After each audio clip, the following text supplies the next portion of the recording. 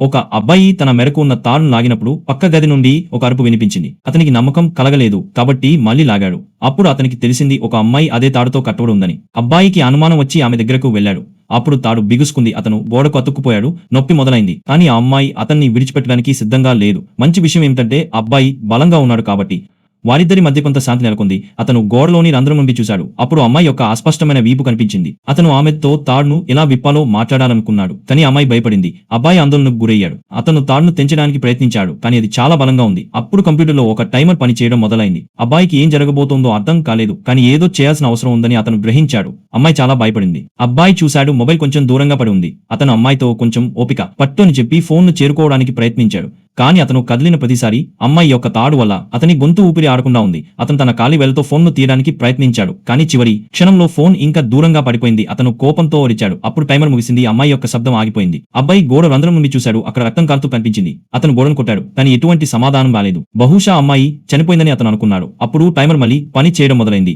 ఇప్పుడు స్పష్టంగా తెలిసింది ఈ ఇల్లు అతన్ని అంత సులభంగా విడిచిపెట్టదని. అబ్బాయి గదిలో ఏదైనా వెతకడం మొదలు పెట్టాడు. అప్పుడు అతనికి గుర్తొచ్చింది ట్యూబ్లైట్ గాజు తాడును కత్తిరించడానికి ఉపయోగపడవచ్చని. అతను మంచం మీదకు ఎక్కాడు. కానీ ఎత్తు తక్కువ ఉంది. అలా అతను ట్యూబ్ లైట్ ను పగలగొట్టాడు. గాజు కింద పడింది. అతను గాజును తీసుకోబోతుండగా తాడు మళ్లీ లాగబడింది. నిజానికి అమ్మాయి చనిపోలేదు. కేవలం స్పృహ తప్పింది. ఇప్పుడు ఆమెకు నమ్మకం కలిగింది అబ్బాయి తనను చంపాలనుకుంటున్నాడని. అందుకే ఆమె పూర్తి బలంతో తాడును లాగింది. అబ్బాయి ఏదో చెప్పాలనుకున్నాడు.